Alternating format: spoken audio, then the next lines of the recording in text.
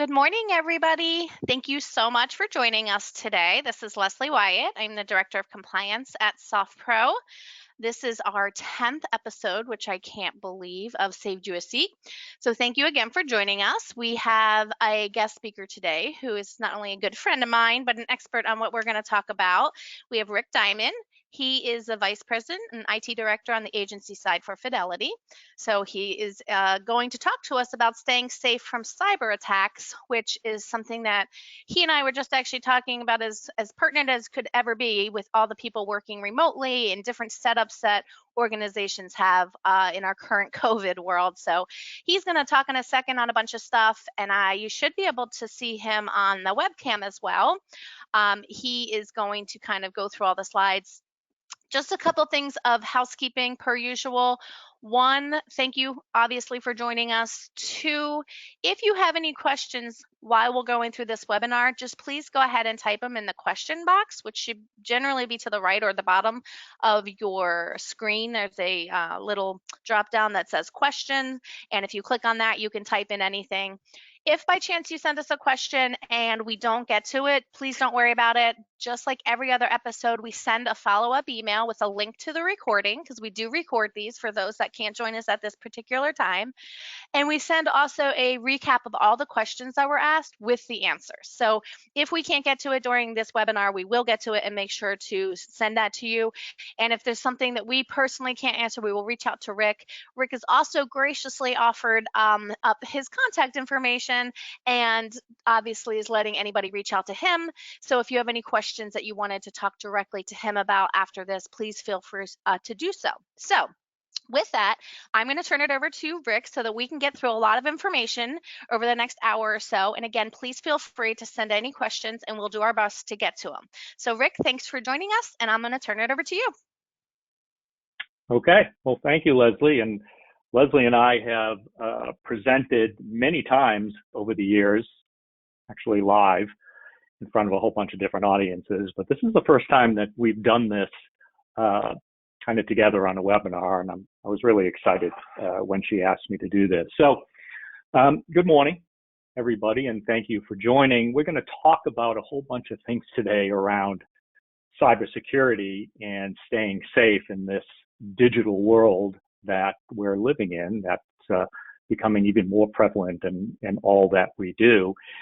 And before I get started, I want you to think about a couple of things. One is that everything I'm going to be talking about today is, of course, applicable in your business lives, but it's just as applicable in your personal lives as well. And certainly these days, as we are working from home more, I travel, and so does Leslie, so we're very used to working from home. But a lot of people are not, and there's a lot of things to think about when you are working from home, certainly to protect yourselves, but also the companies that you work for. So keep all that in mind as we go through these things. And as I talk about this, you'll understand how important these things are, again, not only in your business lives, but your personal lives as well. So here is my page where my contact information is. I think that Leslie and Ellen will be sending my telephone number as well, and that's fine. Feel free to call me or email me. I do post a lot of stuff on Twitter as well, so if you want to follow me there, there's some interesting things that come across the wire about security all the time, and I do share those. So let's talk about this for a minute. So we are living in a digital world, and this need for access is largely driven by and fed by technology adoption, just like anything else. And it's changing customer expectations. So let's think about that for a minute. When we talk about digital, we're talking about really closing on our customers' terms. And what do I mean by that? Well, let me give you an example. I just refinanced, actually it's a couple of months ago already. I refinanced in April with these great new rates that are out there, and I would encourage any of you to really think about doing that if you haven't done that as of yet. But I was sent most of the documents by the lender digitally before I ever went to the closing. And there was actually very little need for me to go to my attorney's office. Now, I'm here right outside of Boston, and even with pandemic back then, it could still take me close to an hour to drive downtown, which is, oh, by the way, only 8.5 miles. I would have much rather done this closing in my kitchen or in my office or in my dining room. And that's what people are expecting. Now, honestly, because I signed most of those documents beforehand, the whole thing took about 20 minutes. But even so, that has speeded up, and that's great. But even so, I would much rather do these things remotely, making it much easier. And honestly, the younger generation is expecting that these days. And that's ultimately where this is going to move. So you must quickly adapt to this technology and the acceleration of this industry. And it's always been a slow-moving industry, but with this, and especially with the pandemic that has affected this, this is going to be moving much, much quicker. So just a quick cartoon. Actually, could you just email me your electronic signature? This is happening now. I think I'm one of the few people that still like to read a physical book, and oh, by the way, hardcover. And I think that has to do more with my eyesight than anything else. But the younger generation is reading most of their stuff electronically now. And that's what we have to adapt to. So you must think differently. Consumer expectations, customer experience expectations are at an all-time high. Customer expectations are driving a new connected mandate. Everybody is connected now. Most of, again, these new generations that are coming by do most of their stuff on their remote device, their cell phone, their smartphone. And that's the way they like to do business. Customers expect immediate responsive service. So even email is not quick enough. And a lot of people, I myself get frustrated when I send an email within an hour or two, or even that same day. So quicker response. This is why communications is so very important. This is why messaging these days is so very important. So if you haven't looked or thought about doing text messaging, and it's certainly something that you need to think about and start implementing. Customers are willing to share personal data in exchange for better access and experience. So again, everybody is telling you that your personal information is shared out there, and that's true. Privacy is, to give up some of that privacy to get this better interaction and communication. Customers expect self-service, right? So the more information you can give your clients, whether that's a buyer, seller, or your real estate brokers or the lenders that you deal with, for them to get on their own without having to call you, without having to email you, and maybe even without having to text message you, that's always better. Buy for the most innovative companies. So we're all in a competitive industry here. We at Fidelity have other title insurance companies that we can compete with, and we try to give this best service to our agents. You should be doing that as well, because if you're not doing these things, then you must assume that the people down the street, around the corner, across town are. And the people who want this type of communication are going to gravitate more to the more innovative companies. So the world and expectations are different today. If someone has to call you, you've already lost. And I'll add email to that as well. All right, so consumer expectations. So digital channels, 72% prefer to fill applications online. Now, because of this industry, 65% prefer a person to explain mortgage terms and options. 58% for a person to help them with review final documents. So why do I make this comparison here? Well, I do it for a couple of reasons. One, I want to show you the digital channels and how important they are and how that's growing. But the other side of this coin is that this is still a relationship business. It'll always be a relationship business. And that's very important. So in one hand, you want people to be able to access information quicker, get the information that they need quicker, but at the same time, they still need you. they still need their title agents or their attorneys to help them with these things. And again, especially the younger generation, which may have not bought a piece of property in the past.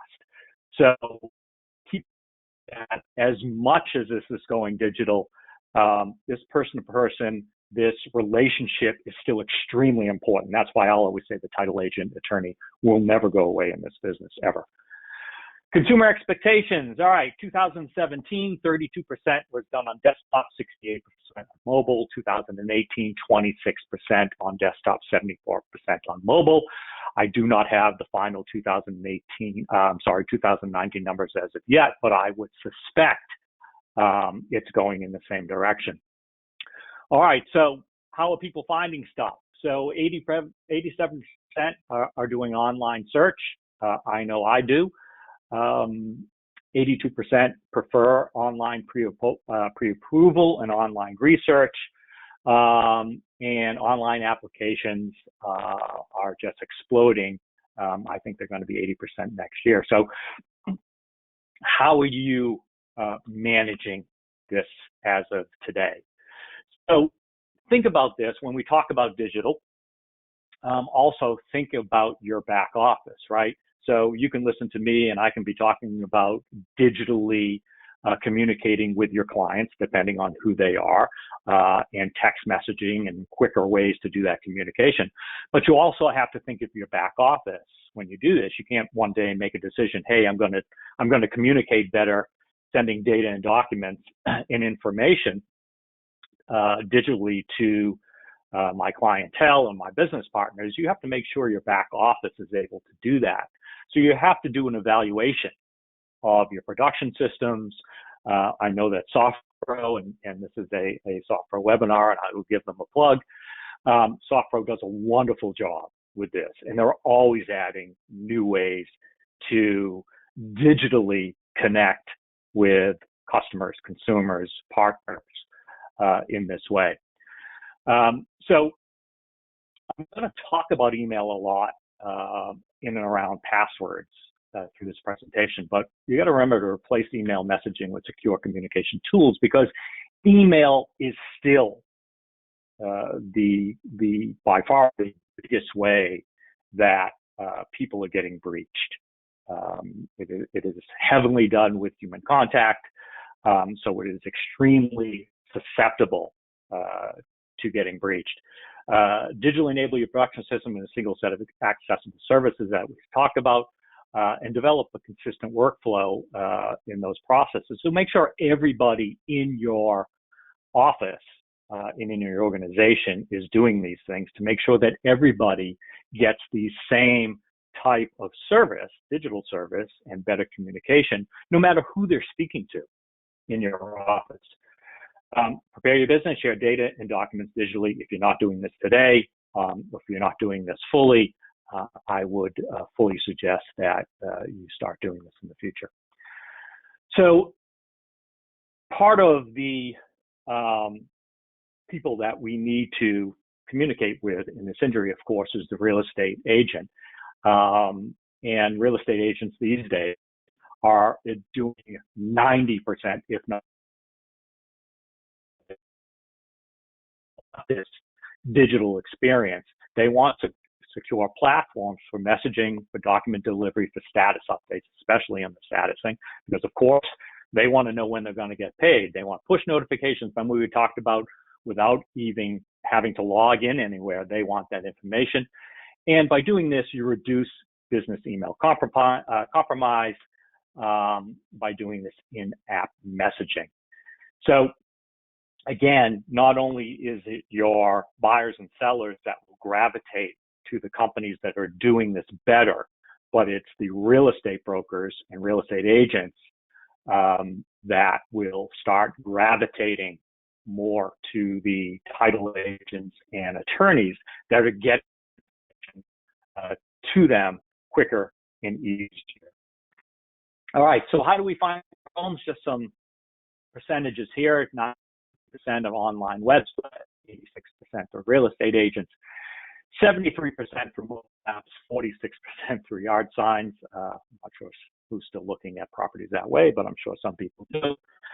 and 37% online video site. Now, I'm going to take a second and talk about this for a minute.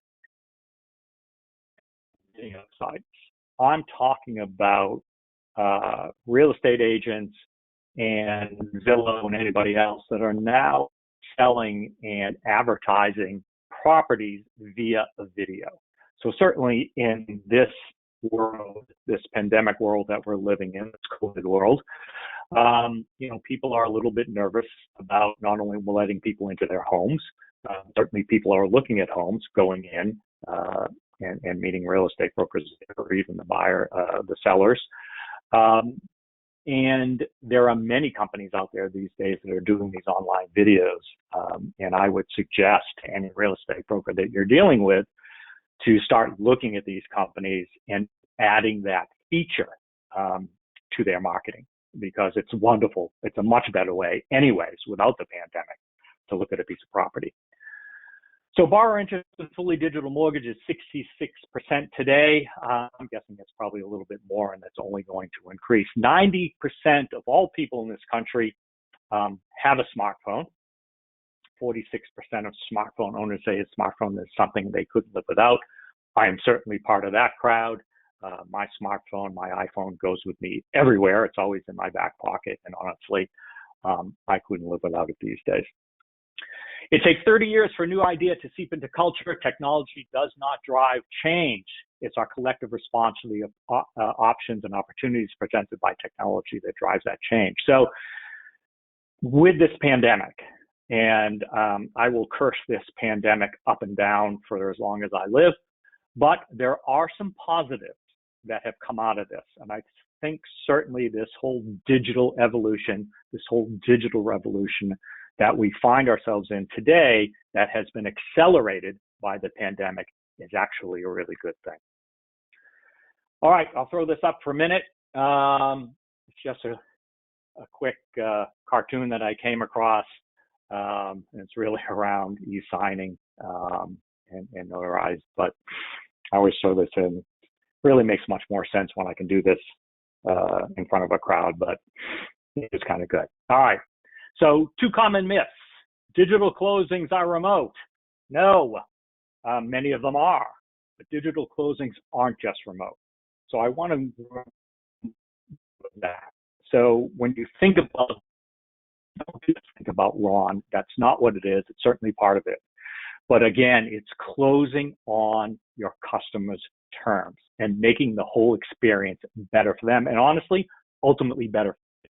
Because instead of sitting in a closing for an hour and a half, going through every last document and having them sign them, and as I did, and I understand it was just a refinance and purchases are a little bit more involved. But again, 20 minutes. And that was, pleasantries and talking about COVID added into that. My current technology approach is good enough. I don't know. Is it really? Now's the time to dip your toes in if you're not doing any of these things today. None of us are doing everything that we should be doing these days for this. But one important fact, and we're going to get into this now, data security is more critical than ever. And oh, by the way, it is your responsibility. It's your responsibility to protect your buyers and sellers. It's your responsibility to protect your partners, the real estate brokers and the lenders that you deal with, and even us title insurance companies that you deal with. But it's your responsibility to protect your business. And if you're not looking at it that way these days, if you're not looking at data security as just as important as keeping your lights on, as just as important as paying your personnel, then you're looking at it the wrong way. All right, so let's dive in. So the top cybersecurity statistics for 2019, half of all cyber attacks are targeted at small businesses. So in the fidelity world of agency, 85% of all of our agents are considered small to mid-sized businesses. And the bad people, the bad actors out there have figured out that even a small agent, a small attorney has a whole bunch of data in their systems. And oh, by the way, has hundreds of thousands of dollars that they're dealing with. And what the bad people have figured out as well is that many small businesses have not done the things that they have to do to protect themselves, either because they don't have the time, either because they don't have the resources, or they haven't taken this seriously. Estimated $6 trillion in damages by 2021, more than all natural disasters and sales of illegal drugs. 76 billion of illegal activities involves Bitcoin. I have a whole another part of a presentation that talks about Bitcoin. Honestly, I'm not a big fan, and the reason being is more nefarious stuff is being done through Bitcoin these days, and probably the honest stuff. Until they figure out how to stop that, I will not be a big fan. Only 10% of cyber crimes are reported in the U.S. each year. By the year 2024, they say that cybersecurity market will be a $300 billion industry. So here is when I give this presentation or part of this presentation in front of a crowd, I usually ask everybody, hey, who has high school children or college children that have no idea what they want to do in the future? I always say, hey, if they don't know, this is a great industry. They will always have a job. Ransomware attack every 14 seconds, and this is only getting worse. I'm going to talk about ransomware in a minute. Up to 200 billion IoT devices will need securing by the end of this year. IoT device, Internet of Things, smart TVs, Nest thermostats, smart refrigerators, smart washing machines, anything that connects to your wireless router, either in your office or at home, is considered an Internet of Things. And they all need securing because they are gateways into your network, both in your business and at home. An IoT device could be attacked easily within the first 5 minutes of connecting to the internet, and you know why that is? Because they all come with a default password. So if you have an Internet of Things that you're adding to your household or your business, the very first thing you should do is change that password. 95% of cybersecurity breaches are due to human error. 91% of attacks by cyber criminals start with email. This is why I talked about email earlier. Globally, Microsoft tracks nearly 6.5 trillion, yes, trillion cybersecurity events per day. Now, I'm not trying to scare you with all of these statistics, but I'm trying to scare you with all of these statistics. This is a huge, huge problem that is not going away, and you have to do your very best to protect yourselves. Cost for cybercrime globally was over $1 trillion in 2018. My guess, I haven't seen that number yet. For 2019, it's going to be more than that. All right, remote access attacks, Internet of Things. Okay, so computers, these are the different things. Computers, NAS storage devices, those are external storage devices that you may add to your laptops or desktops or even your phone. Digital cameras, streaming video devices, DVRs, servers, smart TVs, thermostats, router, all these things. Again, anything that you are connecting to your wireless router. That more than 60% of fraud online is accomplished through mobile platforms. And 80% of mobile fraud is achieved through mobile apps instead of mobile web browsers. I like mobile optimized apps much better than the apps that I download via the Apple Store, because those apps are infiltrated a lot. Just to keep that in mind. All right, so the top 5 cybersecurity predictions for 2020, and a lot of these have already started to come through. I can attest to this one. Compliance fatigue will spread among security professionals, right? Cybersecurity skills and small budget cybersecurity professionals.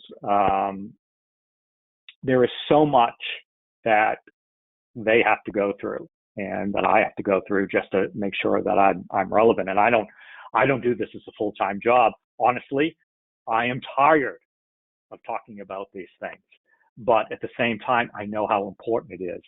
So the reason I put this on is not to tell you how tired I am of talking about it, although I do very much like to do these presentations. The reason I put this on here is you need to have a talk with your IT people that are supporting your infrastructure in your business and even at home to make sure that they don't have this fatigue, that they are kept up to date, that they are doing everything that they can do to protect you. That's what you're paying them for. So every once in a while, I would consider having a conversation with the IT companies that are supporting you in your business or even at home and say, hey, tell me what you're doing to protect me. Tell me, these new threats and how you're protecting me against them. It's probably a really good idea. Third-party data breaches will dominate the threat landscape. IBM says that average time to identify a breach in 2019 was high as 206 days. That's 206 days that bad people were scouring your network, either in your business at home, looking for information. And oh, by the way, they're very patient with this. And, you might think that when they breach you, that's when they grab everything. It's not the case. They are looking very intently on certain information. They want passwords. They want access to your bank accounts. They want credit card information. They want all this stuff because that's where they're getting the most bang for their buck and their time. So the quicker you identify that you have a problem, the less time it takes for these bad people to figure out all that great information that you're storing in your systems. External attacks will continue to expand without control. 61% of organizations have experienced Internet of Things attack in 2019. Cloud misconfigurations will expose billions of records. AWS, Amazon Web Services, had this problem back in 2019. They fixed it, but a lot of information was out there. Password reuse and phishing attacks will skyrocket. Passwords are still an issue, very much so. All right, so what does it all mean? In the next 5 years, cybercrime might become the greatest threat to every person, place, or thing in the world. I put this in here a while ago, even before this pandemic. So I don't know. Maybe this pandemic will be the greatest threat to every person, place, and thing in the world. I don't know. But even if so, cybercrime will be a close second. Hackers are becoming increasingly sophisticated, and we are always behind in security. Always. We're always one step behind the bad guys or bad ladies. Understanding the cybersecurity terminology, threats, is critical for every person in business across the industries. So you need to know in your business what these threats are. That's why I want you to have discussions with your IT professionals that you're dealing with. And you need to know the threats in your home life and in your personal lives as well. You must provide advanced cyber training and education to everyone in your business, okay? So I put this on here for a very important reason, and I'll touch on it again later. But the good news is that you're on here listening to me speak about this stuff. And as I told Leslie earlier today when we were getting ready for this presentation, that if you take one thing away from everything that I'm talking about today and implement it in your business and or your personal lives, then I've done my job. But I've helped protect you at least on that one thing. And I'd be pretty happy about that. So make sure that everybody in your office, because you're here and you're listening to me, but give the information that I'm sharing with you today to everybody in your office and everybody at home to make sure that they're up to date. They understand the threats, because it is everybody's responsibility within an office to protect against cyber threats. It is everybody's responsibilities within a home to protect against cyber threats. So that's husbands, that's wives, that's grandparents, that's children, especially, that you need to make sure that they understand that what things that they are doing online can potentially open you up to a breach. Okay. So let's talk about working from home. For employees, one of the biggest challenges is staying productive.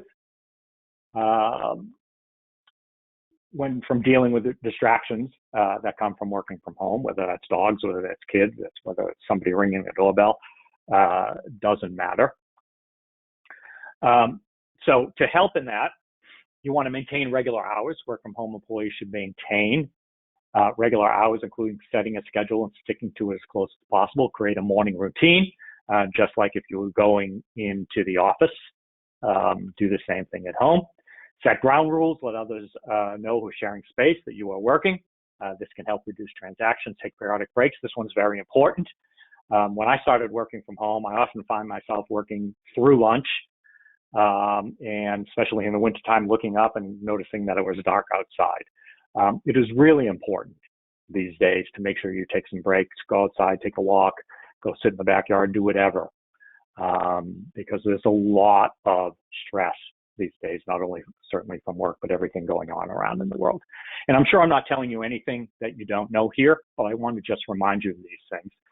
Keep a dedicated office space where you can. I understand if you have a small house or a small apartment, this may not be really as possible, but try to stake out that space and keep others away when possible. Again, my kids are older and out of the house, but I can imagine having young kids at home making this difficult. All right, so let's talk about working from home and the things that you should be doing. I'm going to run through these pretty quickly, and I've touched on some of these before. But make sure you protect devices with an antivirus solution, right? An anti-malware solution. Be careful of the free ones.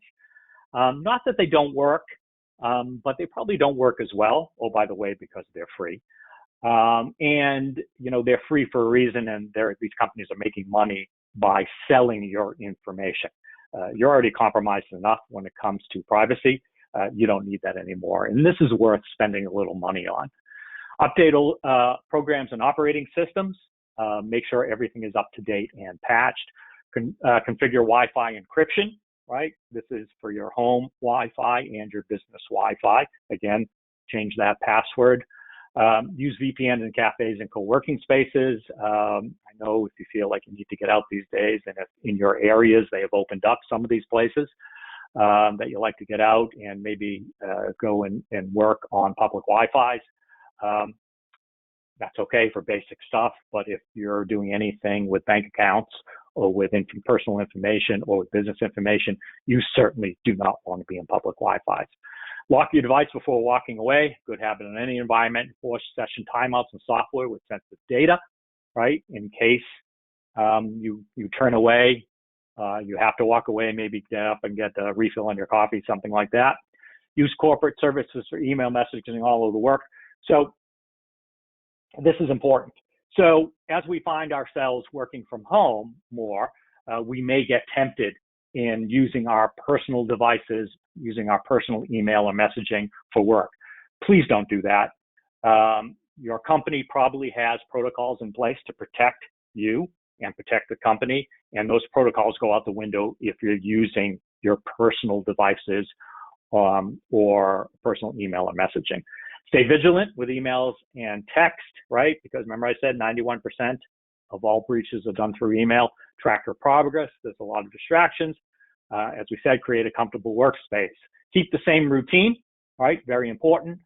Separate work and personal devices, as I just talked about. That reason, make sure you are backing up your data. This is especially important with ransomware, and I'll get into that in a bit. Use secure messaging apps, especially if you're sending any sensitive data and PPI data. Patch all your systems. Make sure everything is up to date. 90% of all these patches have to do with security. And these companies and operating systems are trying to protect you. Use a USB data blocker. They cost about $6. When people get back to traveling again, be careful and be wary of those phone charging stations, especially in airports, as they can be hacked. And even using your power plug to charge your devices, your system can be hacked this way. So you can get this USB data blocker, which can help with that, or you can just go find a plug on the wall, which these days sometimes is really hard. Use multi-factor authentication when logging in. Use strong passphrases, and I'll get into that in a minute. Turn off bandwidth-hungry applications when not needed. So this is especially when working from home, especially if you have children that may be doing their work, their schoolwork online as well, or just playing some video game. You may be trying to download or watching a video pertinent to work when they're on a video game. You want to turn off some of this stuff or up your bandwidth at home. Keep close contact with your employer and your employees. This is actually important, especially when working from home. So if you're an employer, make sure that you're keeping close contact with the employees that are working from home. And if you're an employee working from home, make sure you have regular contact with your office, with your employees, to make sure that everything is on track and everything that they expect is happening. And you want to be updated with any new information as well. Okay, now I put this in because there's a lot of security around smartphones. Now, I put this stuff in for iOS 13 for the iPhone. I have an iPhone, but a lot of this, most of this stuff is pretty applicable even if you have an Android device. So set really strong passwords, and we'll talk about that too, but I keep reminding this password thing. You're starting to see a theme here. And this information in blue is how you go about doing it on your phone. Block unknown callers. Block apps from having Bluetooth access unless they absolutely need it, because Bluetooth is a way for bad people to get in. Make sure iOS automatic updates are always enabled to make sure that you're getting the latest security updates. Good news, Wi-Fi tracking is now blocked in iOS 13. That's always good. Take control of the location location sharing. You should only be doing that with the devices that you want, because you don't want everybody tracking you. Set brute force protection. Erase all data. I should say data, not date. After 10 failed password attempts, reduce lock screen timeout. Set up multi-factor authentication, control notification, data leakage. That always happens as well with notifications that come up on your screen. And it's a good idea to limit those always. All right, COVID-19 scams, and this is happening a whole lot more these days. I'll go through this quick. Checkpoint reported that there are over 4,000 coronavirus-related domains out there. You can see that in February and March, they really took off. Checkpoint also uncovered at least 16 different mobile apps, malicious software. I don't need to read all this. A lot of this is happening through Zoom. If you suspect, if anybody's contacting you with something about COVID, I would immediately be suspect of it. Okay. And again, as I said earlier, these are good things to relate to other people. With the stimulus checks, and we may be getting another round of stimulus, I don't know. Your bank or your IRS will never contact you for personal information. You'll never click through to get money via email or text. You don't have direct deposit. You'll never have someone try to set that up for you. You'll never need to verify check amount to anyone. They're based on your 2018 and 2019 tax returns. You'll never be threatened. Be very suspicious of any emails with COVID-19 in the subject line, emails about banks closing. Again, my guess is everybody on this call is pretty aware of this, but you want to make sure that other people in your families, especially your elderly parents or uncles or aunts or anybody else, they may not be as up to date on this. Remind them to be very wary of this, especially if pre-registering at a hospital. Okay, that's just a reminder. All right, so let's talk about ransomware. So growth of ransomware in 2019, an IBM study noted that a quarter of business executives would be willing to pay $20,000 and $50,000 to regain access to encrypted data. An IBM security survey found that only 29% of small businesses had experience with ransomware, making these businesses more likely to be unprepared. Enterprise ransomware attacks have seen a more than 300% increase. and they've risen from 2.8 million to 9.5 million. That's nearly 340% increase in detections. According to Kaspersky Lab, 34% of businesses hit with malware took a week or more to recover full access of their data. So think, could you be down for a week, even if you get your data back? 36% paid the ransom, while 70% who paid never recovered their data even after paying. So ransomware attacks have become more prevalent than credit card theft for the first time ever. Just think of that. Simplest and quickest way for criminals to make money from compromised networks. Ransomware attacks are successful because companies pay. So if nobody paid, if everybody was protected, then this would stop, because the bad guys, the bad people, the bad actors would stop doing this because they're not getting money.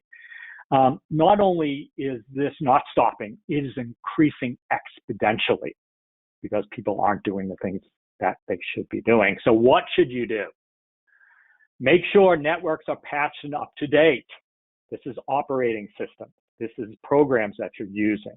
This is your virus scan and your malware systems. Make sure that they are up to date. Backups, up to date, entire network, kept off site and tested. I can't tell you how many times that I've run into an agent over the years, and I've been in this industry 32 years, that have either had no backups or have thought they had proper backups and didn't, and they were never tested. So one of the things that you should be talking to your IT people about is testing your backups, making sure that all files are being backed up, all systems are being backed up, that in case you get malware and you get a ransomware attack that has encrypted your network or your files, you can restore them and not have to pay.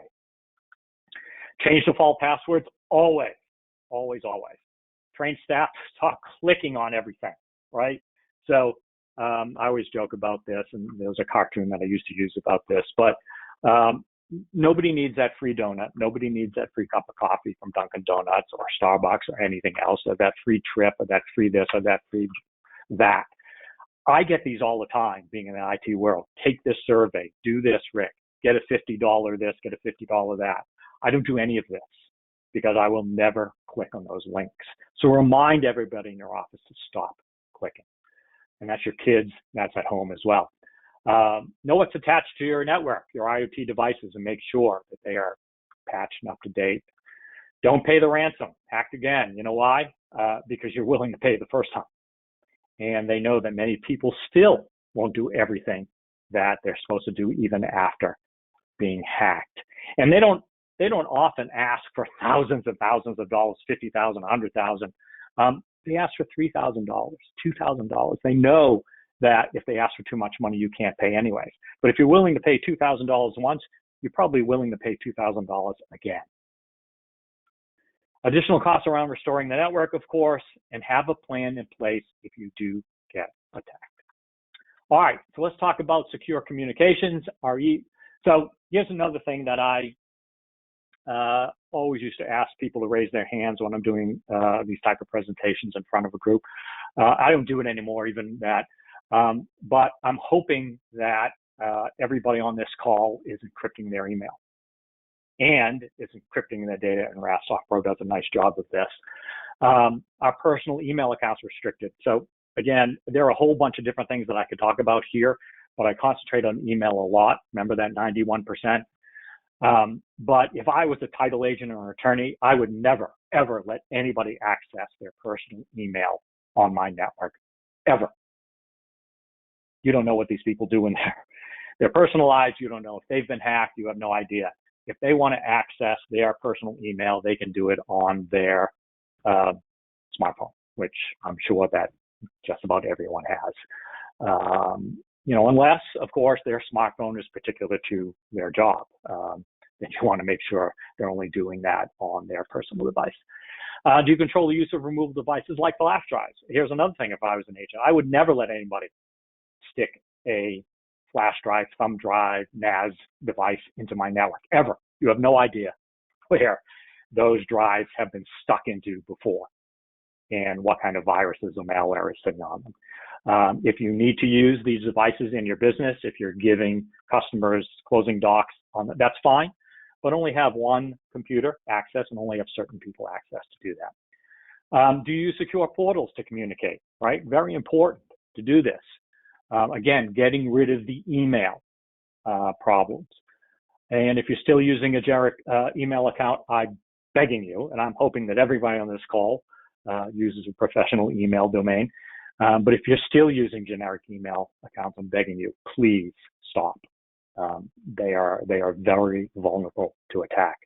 And do you use the secure messaging apps, e-closings, whatever form or fashion they're coming to your world, they're going to force you to comply to do this. Remember I said earlier, digital makes security even more important. It does. So these are some secure communication solutions out there. These have end-to-end encryption, Signal, Cipher, Wire, Dust, WickerMe, WhatsApp. I won't go through all of these, but they're free, oh, by the way, and they have encryption. There are some great portals out there as well, certified, if you're familiar with it, for wire fraud protection. It's a great platform. ShortTrack also has one as well, and there's another one out there called Closing Lock that also does a good job with this too. All right, let's talk about Zoom for a minute, and I know we're getting close to being finished here. Secure communications through Zoom. These are just some suggestions that we talk about. Zoom has actually done a very good job after being called out on the carpet originally during this pandemic for not having the greatest security out there, but they've really actually done a very nice job in protecting. But if you're using Zoom in your businesses, then you want to do these things. And actually, in any system out there you may be using when it comes to this type of communication. So always password protect your meetings, authenticate users, only allow signed in users. Do not allow others to join the meeting before the host. Lock down your meeting after it starts, so nobody can Zoom bomb or anything else. There's been some pretty horrific Zoom bombing going on, and you don't want to get compromised that way. Turn off participant screen sharing for the same reasons. Choose a randomly generated ID for meetings when creating a new event, so nobody can get access to a generated ID that you may be using over and over again. And I know that makes things easier for the people you're dealing with, but it just makes it much, much more problematic when it comes to security. Use the waiting room feature as a way to screen participants before they're allowed to enter. Remove nuisance attendees.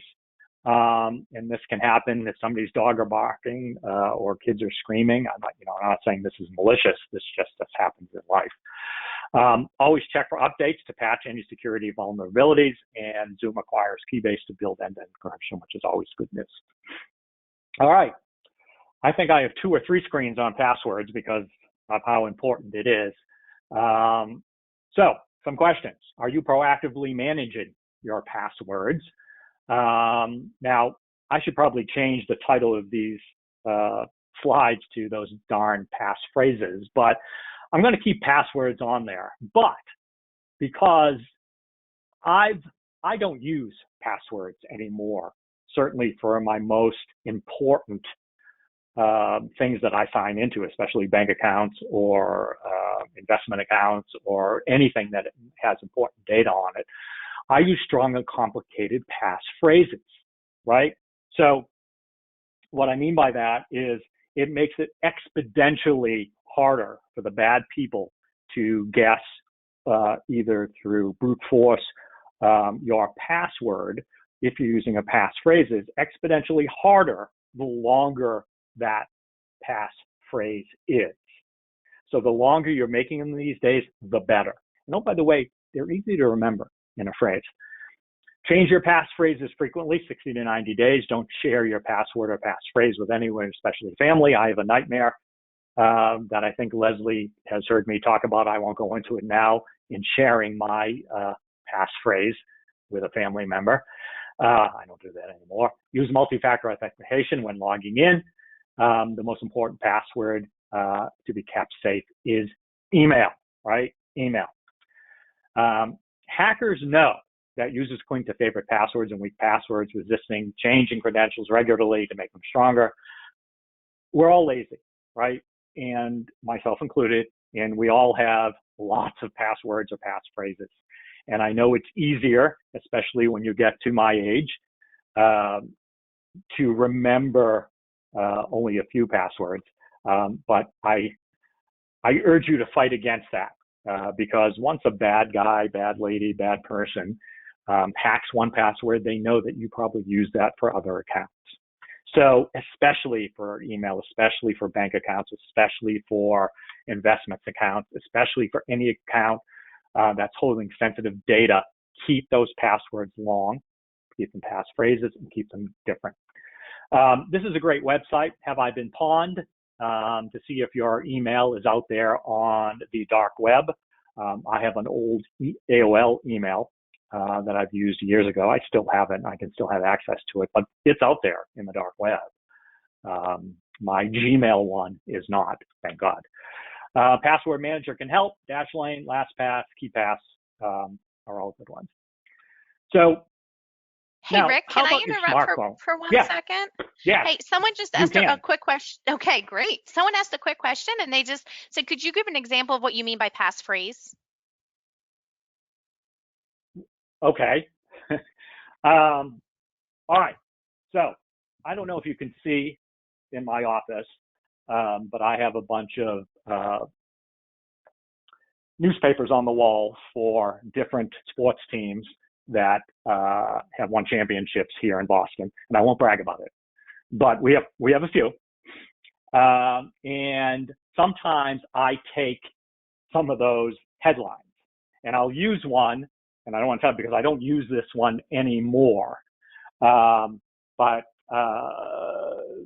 this is the one I use: "Win for the ages," and it talks about one of the Patriots' wins. Now, it's something that I can remember. It's long, but I also add a special character and some numbers after that as well.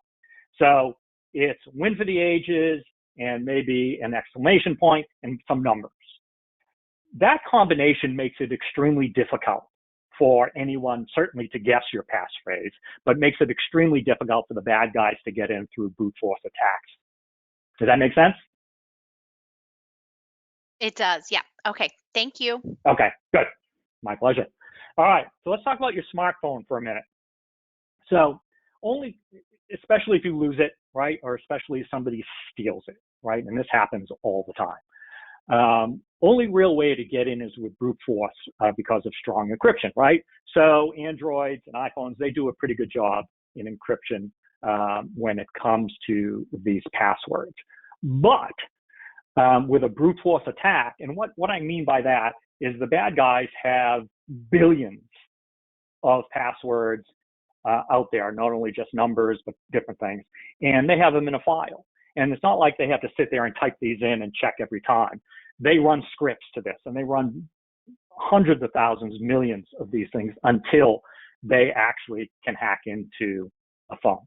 And it's very successful out there because, they can do this because of combinations of numbers. So it takes an average this long to break in an iPhone when a passcode contains only numbers 0 through 9. So 4 digits, 7 minutes. All right, six digits, 11 hours, right? Brute force attacks. 8 digits, 46 days, and 10 digits, 12.5 years. So if on your smartphone you're only using a 4-digit passcode, I'm saying you should update that to at least 6. It just makes it a whole bunch more difficult, and more if you can. All right, so this is my last screen on passwords. Usernames and passwords for over 15 billion accounts, including network administrator accounts, bank accounts, and streaming service are circulation online. The most valuable, and this is ones that get into administration on networks, are offered up for $120,000. This is how valuable this stuff is. bank login credentials that sell for the highest value, with researchers noting that the average price stands at about $70.91. But this is bank account numbers out there in credit cards. Why? Because the bad guys can get access to your funds, your bank account. And that's why I said earlier about them searching through and taking their time when evaluating and hacking networks to find this exact information. And in cases like streaming services, if you use Netflix, for an example, and you share your password with family members or somebody else, then know if they get hacked, right, then that password is now known to the bad people. You didn't get hacked. Whoever you shared it with got hacked. And now they know that password.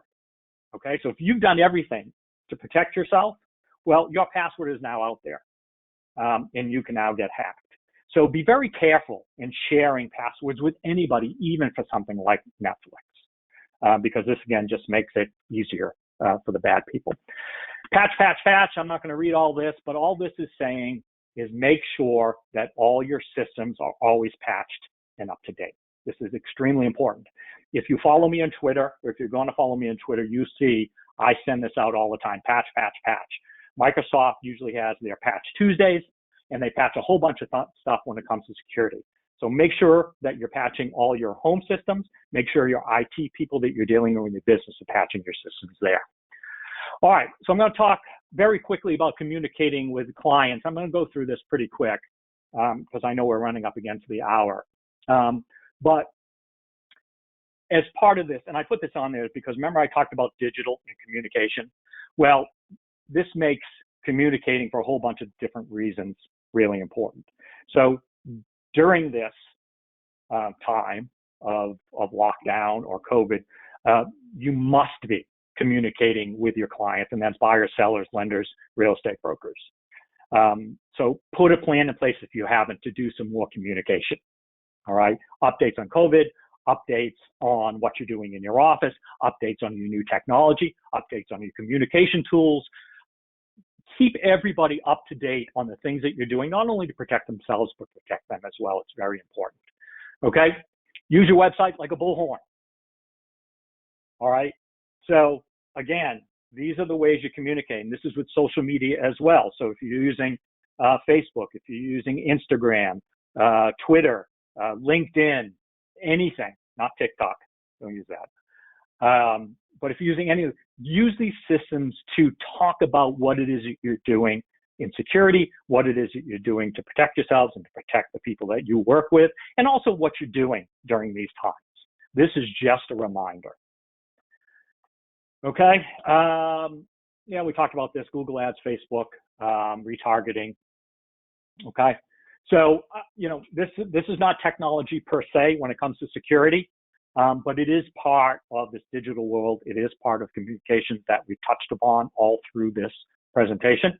And I want to remind you of these stuff as well. My guess, again, is that you're probably doing most of this stuff today, but it's a good time to revisit it. If you haven't updated this stuff in a while, it's probably a good time to do it. All right, so I think this is going to be my last slide. And these are just reminders of the things that you can do to protect yourself and your business, and again, in your personal lives as well. And I'll remind you, if you take one thing away out of this list, I'm going to be happy. Oh, sorry, email solutions backup. Oh, I apologize, I forgot this slide was in here. Just a reminder about your backups and your business continuity plan. Make sure you have those in place. All right, so what can you do to protect yourself and your business? Stop clicking on everything, especially children these days, but honestly, it is that one person in your office that clicks on everything. Don't let anyone access their personal email on your network. We talked about don't allow the use of removable devices like flash drives. Destroy old hard drives of computers and copiers. Very important. There's a lot of data sitting on those systems. Every copier has a hard drive in it that has every document you scanned, printed, or copied is saved. Proactively manage your passwords and passphrases. Use passphrases along smartphone passwords. Use multi-factor authentication to log in always. This is in your personal lives as well. So in my Gmail account, I have multi-factor authentication. And every time I log into my Gmail account, it sends me a text to my phone. Is it a pain in the neck? Yes. Why do I do it? To protect my information. Encrypt your email or use a secure portal. Create a whitelist of websites using your business. This is important as well. So most people think about bad websites as blacklisted, right? So you can't go to nefarious websites like gambling sites. There are others I'm not going to mention. And there's a reason for that. Well, there's a much easier way to do this and a better way to be more secure, and that is creating a whitelist. So you're not blocking bad websites. You're only allowing good websites. So you may have 10, 15, 20, 25, it doesn't matter how many. But these are websites that the people in your office or at home on their business machines can access. And that's something to talk to your IT people about. So I can only access the websites that I need to use in my work. I cannot access Amazon. I cannot access ESPN. I cannot access any other site on my business machine, period. And it's much easy to maintain a whitelist than it is to maintain a blacklist. Don't let anyone access the personal social media on your network, again, on their smartphones, right? Let them do that on there. I wouldn't let anybody access their Facebook, their Instagram, their Twitter, their LinkedIn on my network, period. Enable multi-factor authentication on all personal email accounts. I mentioned that. That's for your personal lives. Conduct background checks. There are bad people out there, guys, and I know this can be awkward, but it's probably a good idea. Not only for new people that you may be hiring, but certainly for people that may be working for you for some time. Use secure messaging apps, patch all your systems, update older programs or operating systems. So any of you are out there that are still using Windows 7, as of January 14th this year, Microsoft no longer supports PCs running on Windows 7 for free. You can pay for it if you want, but I would suggest not paying for it, using that money to upgrade any systems that may still be running on Windows 7. My personal device, and I'm an IT guy, I had to upgrade at the end of 2019 because I was running Windows 7 and I didn't want to put Windows 10 on that machine, so I had to get a new one. Worth it. Update printer firmware and update. So any printer that you have is also considered an Internet of Things device if it's accessing through your wireless, like mine is at home here. Make sure that firmware is up to date, especially on older machines, because they are a gaping hole. Don't download free virus software. We talked about it because of a whole bunch of different reasons. Educate employees on their security responsibility. Educate your people at home because they all have security responsibilities as well. And have a business continuity plan and test your backups. Whew. Okay, Leslie, I think I'm done. Okay, can you page down one time for me? Well, first and foremost, thank you so much, Rick. That was I learned so much, as I always do when I listen to you speak. I made some notes of some things I need to do with my personal email, and I'm going to actually, although it is a pain, you are correct, I'm going to go ahead and use that multi-authentication with my Gmail account. I think that'll help a lot. So hopefully everybody else took some good notes and got some good information. Again, if you have any questions, you can send them to me or you can send them in. Rick's information or contact information or email is at this slide deck that you'll have access to once we get it uploaded, and we will do a follow-up email like we said. So as many of you know, we end all of our Saved You a Seat webinars with a recipe because, again, I fancy myself a pretend cook. And so we decided to do some grilling today. I'm not going to go through this just for time purposes and just because you can read, but I highly recommend it. You can obviously, it's a flank steak with a great marinade. You can obviously do it with another steak, maybe a skirt steak if you had that or something like that. I would say to cook it to your liking. I do about 5 minutes on each side, but we like ours more on the rarer side. And then I love this rose sangria. It's super easy. It's super light. It's nice to sit outside and eat with when you are grilling. So anyone has any questions on anything, please again send that in. And if you try the recipe, I love hearing back from people that try it. I get a lot of emails every week from people that have tried them. It's super fun. We did actually just get a question that came in, Rick, if you have a second to answer it. It says, if I do not Sure. allow my staff to post company information on Facebook at the office, how do I do that with protection? I'm assuming she's saying how she Yeah, can she block? Yeah. yeah, that's fair. And and I'm glad that question came up because I probably should have said this. What I usually say there is that if in fact you do use Facebook or any social media in your office for work and promoting your business, anything like that, that's perfectly fine. I would just limit it to certain machines that it can have access to it, and I would limit the people that have access to that as well. So thank you for asking that question because I should have said that. Okay. Okay, good question. If anybody thinks of any Yep. questions afterwards, again, feel free to send them and we'll include them in the recap. Give us a day or two to get the recap out, simply just because we've got to get the video and everything up and going. And if you have anything that you want to reach out to Rick for, please do so. Rick, thank you so much for your time today and your knowledge. And with that, I think My we're going to pleasure. sign off and hopefully we will see you guys in 2 weeks. Have a great week. Thanks, Leslie. Okay.